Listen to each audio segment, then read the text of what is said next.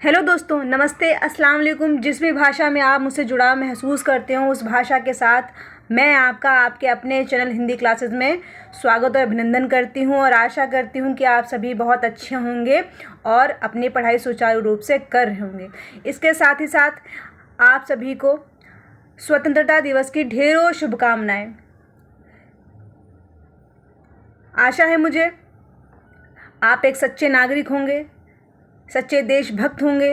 एक देशभक्त वही नहीं है जो सीमा पे रहता है, जो सीमा पर देश की रक्षा करने में दिन रात लगा रहता है। एक सच्चा देशभक्त सिर्फ वही नहीं हो सकता।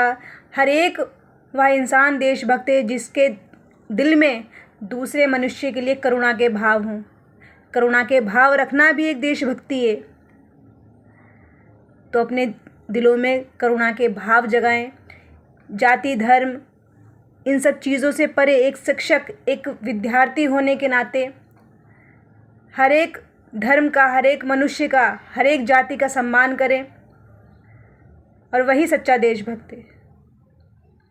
ज़्यादा बातें ना करते हुए हम अपने टॉपिक की तरफ बढ़ते हैं।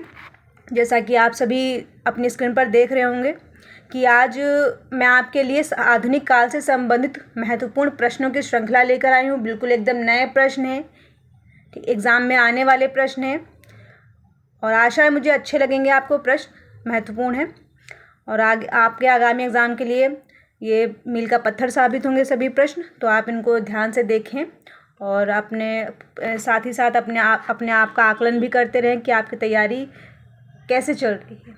चलिए देखते हैं हम अपना पहला प्रश्न।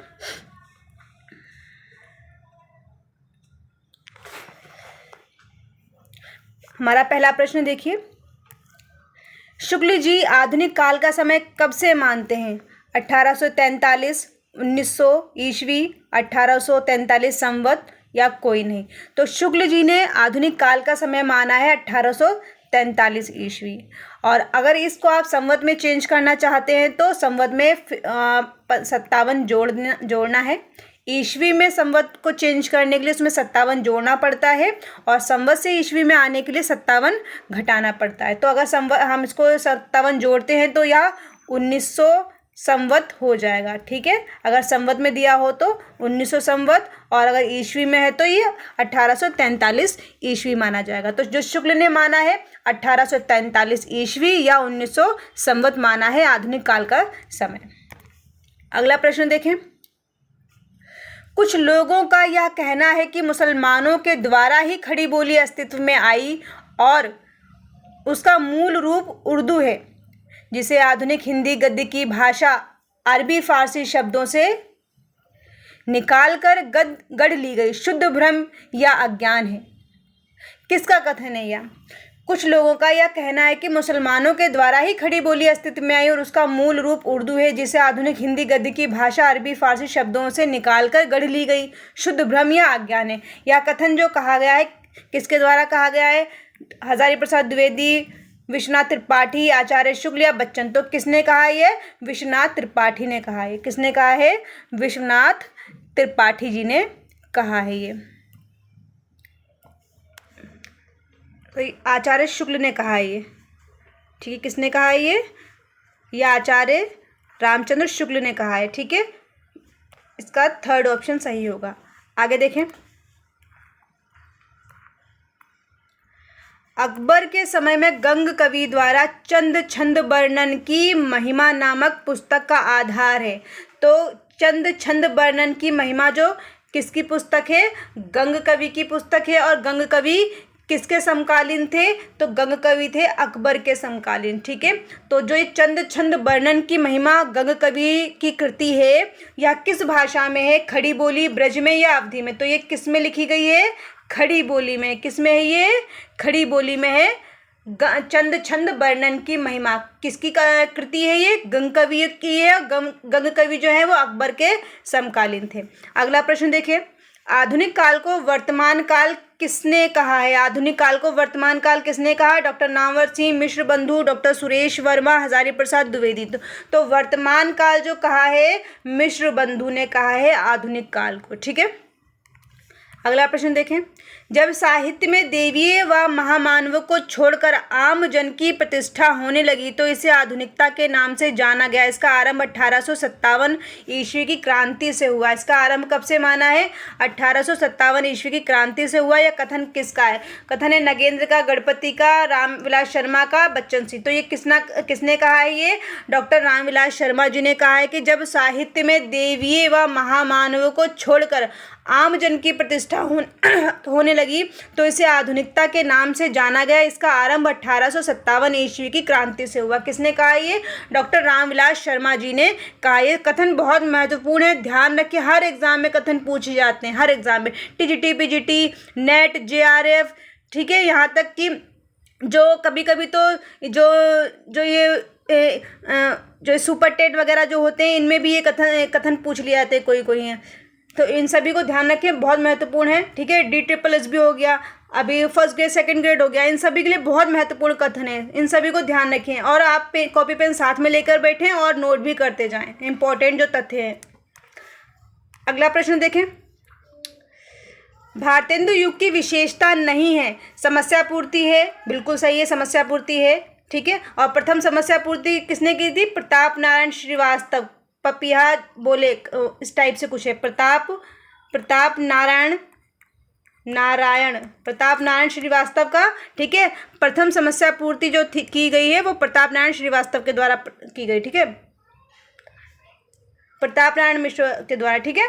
ध्यान रखें आप इसको। समस्या पूर्ति बिल्कुल है। खड़ी बोली के प्रयोग की शुरुआत, बिल्कुल भारतेंदु युग से खड़ी बोली की प्रयोग की शुरुआत प्रारंभ होती है। गद्य की प्रमुखता, ये भी बिल्कुल ठीक, गद्य की प्रमुखता स्टार्ट हो गई थी, प्रारंभ हो गई थी भारतेंदु युग से, ठीक है।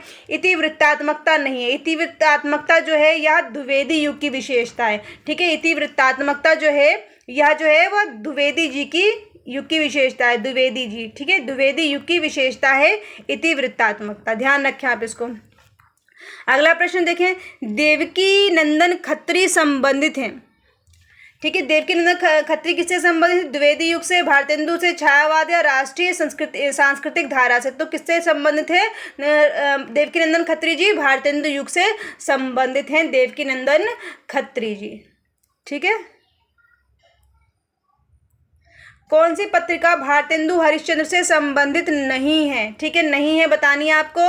हरिश्चंद्र, बालाबोधनी, सरस्वती, कवि वचन सुधा। तो कौन सी नहीं है? सरस्वती नहीं है, ठीक है। जो सरस्वती पत्रिका है द्विवेदी जी से संबंधित है, ठीक है, द्विवेदी जी से संबंधित है सरस्वती पत्रिका, ठीक है। इसका प्रकाशन 1900 से प्रारंभ हुआ है, इसका प्रकाशन सरस्वती पत्रिका का। और बाकी हरिश्चंद्र मैगजीन, बालाबोधनी, कवि वचन सुधा, सभी जो पत्रिकाएं हैं भारतेंदु हरिश्चंद्र जी की पत्रिकाएं हैं। अगला प्रश्न देखें, कौन सा निबंध भारतेंदु का नहीं है? पांचवा पैगंबर, परिहास वंचक, सूर्योदय, मुद्रा राक्षस, मणिकर्णिका। तो कौन सा नहीं है? मुद्रा राक्षस नहीं है, ठीक है। मुद्रा राक्षस भारतेंदु का निबंध नहीं है, ये भारतेंदु का नाटक है मुद्रा राक्षस, ठीक है। नाटकों में भी कौन सा नाटक है? मौलिक नाटक है। भारतेंदु के कुल 17 नाटक हैं, ठीक है। भारतेंदु के जो कुल 17 नाटक है जिनमें जो 9 जो है मौलिक नाटक है और इसके अलावा और जो 8 जो है वो अनुदित नाटक है। तो उन मौलिक नाटकों में से एक मुद्रा राक्षस भी है, ठीक है। तो भारतेंदु का पांचवा पैगंबर, परिहास वंचक, सूर्योदय, पांचवा पैगंबर, परिहास वंचक, सूर्योदय और मणिकर्णिका, ये सभी क्या है? भारतेंदु के निबंध हैं। और मुद्रा राक्षस क्या है? ये नाटक है भारतेंदु का, ठीक है। तो इसका ऑप्शन हो गया 4th। अगला प्रश्न देखिए, असंगत कथन का चयन करना है। वृहनला बालकृष्ण भट्ट, ठीक है। रत्नावली भारतेंदु, ठीक है। तप्ता संवरण राजा लक्ष्मण सिंह का नहीं है, ठीक है, लाला श्रीनिवास दास जी का है। तप्ता संवरण जो है वह लाला श्रीनिवास दास जी का है, तप्ता संवरण, ठीक है। इसको ध्यान रखें। वीरांगना रहस्य जो है बद्रीनारायण चौधरी प्रेमघन का है, ठीक है, ये बद्रीनारायण चौधरी प्रेमघन का है। तो तप्ता संवरण जो है वह नाटक है, लाला श्रीनिवास जी का नाटक है, लाला श्रीनिवास का नाटक है, श्रीनिवास जी का नाटक है तप्ता संवरण, और यह नाटक है श्रीनिवास जी का, ठीक है, ध्यान रखें आप।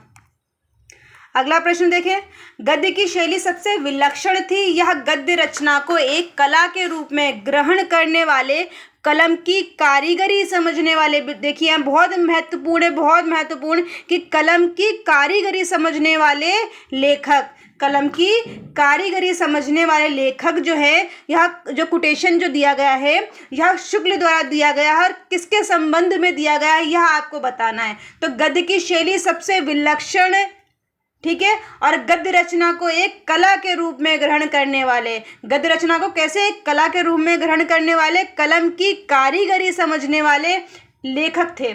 यह कथन किसका है, किसके लिए बोला गया है? तो यह कथन बोला गया बद्री नारायण चौधरी प्रेम घन के लिए। और किसने बोला है? शुक्ल जी ने बोला है। तो ध्यान रखें कैसे दो प्रकार के प्रश्न बन सकते हैं। एक तो एक कोटेशन देके पूछा जा सकता है कोटेशन किसकी है, और एक शुक्ल जी ने किसके लिए कहा है। तो बहुत इंपॉर्टेंट प्रश्न है ये, बहुत इंपॉर्टेंट प्रश्न है, ठीक है, ध्यान रखें, बहुत आप इंपॉर्टेंट, बहुत महत्वपूर्ण प्रश्न है ये।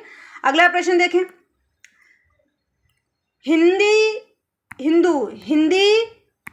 हिंदू हिंदुस्तान ये नारा किसके द्वारा दिया गया है? हिंदी हिंदू हिंदुस्तान नारा किसके लिए दिया गया है? बहुत कंफ्यूज होते हैं इसमें स्टूडेंट कि इसमें भारतेंदु और प्रताप नारायण मिश्र के लिए, ठीक है, भारतेंदु और प्रताप नारायण मिश्र में बहुत कंफ्यूजन होती है।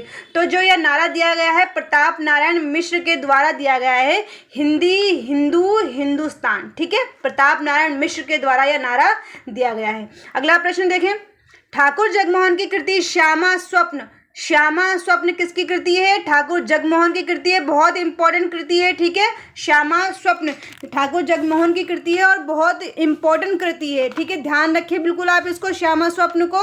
यह किस भाषा में लिखी गई है? आपको भाषा बतानी है इसकी, किस भाषा में लिखी गई है? खड़ी बोली में है, ब्रज भाषा में है, अवधी में है या राजस्थानी में है, ठीक है, आपको बताना है किस में लिखी गई है, ठीक है, श्यामा स्वप्न। तो यह किस में लिखी गई है? ब्रज भाषा में लिखी गई। किस में लिखी है श्यामा स्वप्न? ब्रज भाषा में लिखी गई है। इसका काल क्या है? 1886, इसका काल जो है 1886 ईस्वी है, ठीक है। और ठाकुर जगमोहन का जो काल है 1857, ठीक है, ठाकुर जगमोहन का काल जो है 1857 का काल है ठाकुर जगमोहन जी का, ठीक है, ध्यान रखें 1857 इनका जन्म काल है। और इनका जन्म जो हुआ है विजय राघवगढ़ एमपी में, उनका मध्य प्रदेश में इनका जन्म हुआ 1857 को। इनकी जो कृति है श्यामा स्वप्न, यह एक काव्य, यह एक उपन्यास है। श्यामा स्वप्न, श्यामा स्वप्न क्या है? यह उपन्यास है। आपसे ये भी पूछा जा सकता है कि इसकी विधा क्या है? यह उपन्यास है। श्यामा स्वप्न क्या है? यह उपन्यास है, ध्यान रखें आप इसको, उपन्यास है यह, ठीक है। और ठाकुर जगमोहन सिंह की कृति है और यह ब्रज भाषा में लिखी गई है 1886 में, 1886 की रचना है, 1886 ईस्वी। और ठाकुर जगमोहन का जो काल है 1857 ईस्वी है, ठीक है। ये 3-4 पॉइंट बनते हैं ठाकुर जी जगमोहन जी से, आप इन सभी को ध्यान रखें। इसके अलावा इनकी प्रेम संपत्ति लता हो गई, श्यामा लता है, देवदाई, श्यामा सरोजनी आदि भी इनकी काव्य संग्रह है। और इनकी जो आत्मकथा है आत्माभिव्यक्ति है, ठीक है, इनकी जो आत्मकथा है आत्मा अभिव्यक्ति कथा है, ठीक है, आत्मा अभिव्यक्ति इनकी आत्मकथा है ठाकुर जगमोहन की, ये भी ध्यान रखें आप इनको।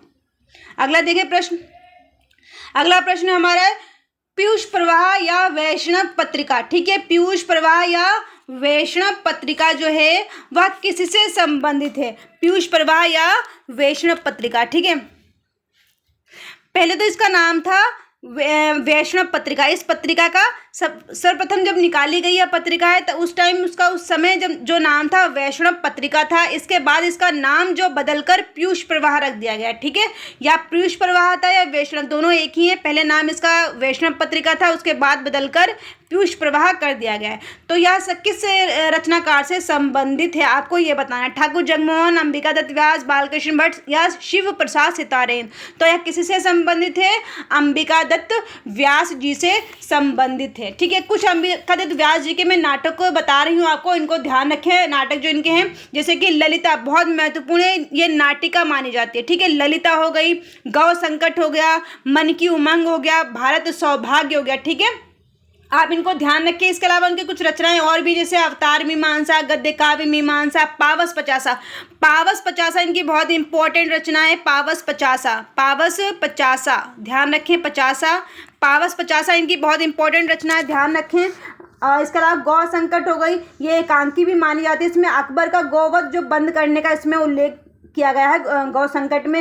हो होरी हो गया, कंसवध हो गया, दशरथ विलाप हो गया, आश्चर्य वृत्तांत, इनकी कुछ रचनाएं हैं, आप इनको भी ध्यान में रखें। ठीक है, जैसे कि अवतार मीमांसा, गद्यका मीमांसा, पावस पचासा, गौ संकट, हो होरी, कंसवध, दशरथ विलाप, आश्चर्य वृत्तांत, ये सभी किसकी रचनाएं हैं? अंबिका दत्त व्यास जी की रचनाएं हैं। ठीक है, और अंबिका दत्त व्यास जी जो है वह राजस्थान के जयपुर से संबंधित हैं। ठीक है, इनका जन्म जो हुआ था राजस्थान के जयपुर में हुआ था। अगला प्रश्न देखें, कौन सा भारतेंदु का उपन्यास नहीं है? आपसे उपन्यास नहीं है पूछा गया है। लीलावती, सावित्री चरित्र है, बिल्कुल है। चंद्रप्रभा भी है। सभई जाति गोपाल की नहीं है, या इनका क्या है? निबंध है। ठीक है, या क्या है? निबंध है भारतेंदु जी का, सभई जाति गोपाल की। हमीरठ भी है। तो इनका कितने उपन्यास होगा? इनके ध्यान रखें उपन्यास इनके भारतेंदु जी के लीलावती, सावित्री चरित्र हो गया, चंद्रप्रभा हो गया और हमीरठ। ठीक है, इनके उपन्यास हैं भारतेंदु जी के। सभई जाति गोपाल की नहीं है, या क्या है? निबंध है भारतेंदु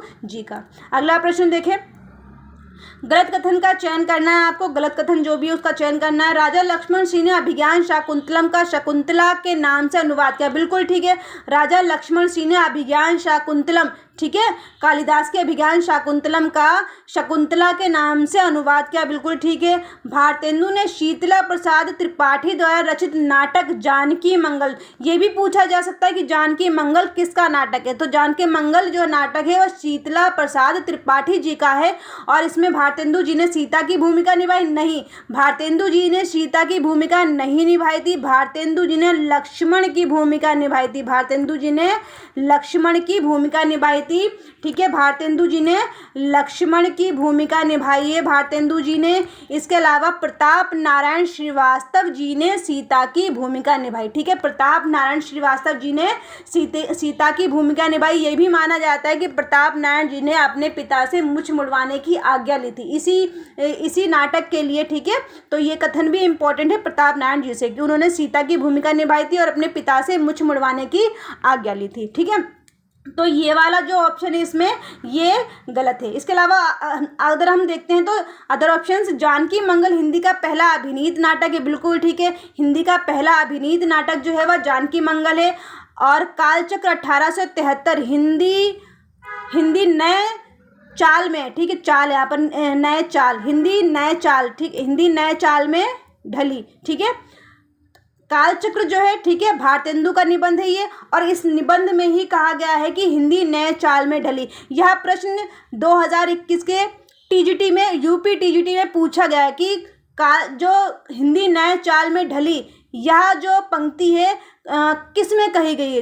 ये कालचक्र जो भारतेंदु जी का निबंध है उसमें यह पंक्ति कही गई कि हिंदी नए चाल में ढली। ठीक है, तो इसका ऑप्शन क्या हो जाएगा? ऑप्शन सेकंड हो जाएगा, ये गलत जो है।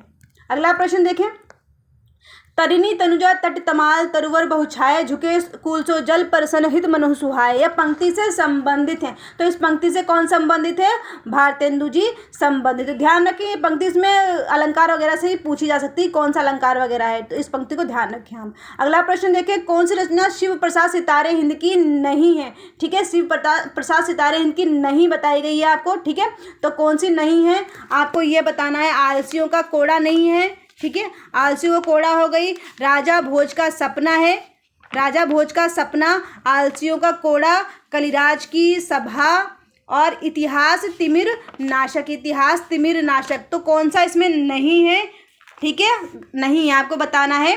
तो आलसियों का कोड़ा बिल्कुल है, राजा भोज का सपना बिल्कुल है, इतिहास तिमिर नाशक है, कलिराज की सभा नहीं है। ठीक है, कलिराज की सभा इनकी नहीं है। कलिराज की सभा जो है बालकृष्ण भट्ट का नाटक है। तो जो ये वाला जो है ये नाटक है बालकृष्ण भट्ट का। कलिराज की सभा बालकृष्ण भट्ट का नाटक है, बालकृष्ण भट्ट का नाटक है ये नाटक। ठीक है, नाटक है बालकृष्ण भट्ट का, कलिराज की सभा।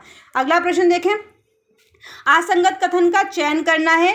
पद्मावती बालकृष्ण भट्ट, ठीक है, बिल्कुल। मानव धर्मसार शिव प्रसाद सितारहन, बिल्कुल ठीक है। कीर्ति केटो बाबू तोताराम, रणधीर प्रेम मोहिनी प्रेम घन का नहीं है। रणधीर प्रेम मोहिनी जो है लाला श्रीनिवास दास का नाटक है। ठीक है, रणधीर प्रेम मोहिनी लाला श्रीनिवास दास का, ठीक है, लाला श्रीनिवास का नाटक है, श्रीनिवास, ठीक है, लाला श्रीनिवास का नाटक है रणधीर प्रेम मोहिनी, लाला श्रीनिवास दास का नाटक है रणधीर प्रेम मोहिनी। अगला प्रश्न देखें, हिंदी में सच्ची समालोचना का सूत्रपात सही अर्थों में बालकृष्ण भट्ट एवं प्रेमघन से ही हुआ। यह कथन किसका है? कथन बताना है आपको। तो कथन ये किसका है? शुक्ल जी ने बोला है। ठीक है, शुक्ल जी का कथन है कि हिंदी में सच्ची समालोचना का सूत्रपात सही अर्थों में बालकृष्ण भट्ट और प्रेमघन से हुआ। ठीक है, ये ध्यान रखें आप इसको। बालकृष्ण भट्ट को स्टील की संज्ञा दी है और शुक्ल जी ने, ठीक है, बालकृष्ण भट्ट को स्टील की संज्ञा दी है और प्रताप नारायण मिश्र को एडिशन की संज्ञा दी है भारतेंदु ने। ठीक है, ध्यान रखें। और आज के लिए बस 20 प्रश्नों की श्रृंखला थी और आशा है मुझे आप सभी को प्रश्न अच्छे लगे होंगे। और चैनल पर बने रहने के लिए आप सभी का बहुत बहुत धन्यवाद और आभार है आप सभी का। और अपने परिवार को ऐसे आगे बढ़ाते रहें। ठीक है, और वीडियो बिल्कुल आपके लिए, क्लासेस बिल्कुल फ्री ऑफ कॉस्ट हैं। आप इनको अपने फ्रेंड सर्कल में अपने कलीग्स को शेयर करें, जिनको ज़रूरत हो आप उन्हें शेयर करें। और अब तक आपने अगर चैनल को सब्सक्राइब नहीं किया है या आप चैनल पर नए हैं तो आप साइड में बने बेल आइकॉन को भी प्रेस करें, चैनल को सब्सक्राइब भी करें और साथ में अपने महत्वपूर्ण सुझाव मुझ तक कमेंट के माध्यम से ज़रूर पहुँचाएँ। मिलते हैं अगली वीडियो में, तब तक के लिए आप मस्त रहें, खुश रहें। ठीक है, पढ़ते रहें और आगे बढ़ते रहें। ठीक है, एक बार फिर स्वतंत्रता दिवस की आप सभी को ढेरों शुभकामनाएं। धन्यवाद, बाय बाय।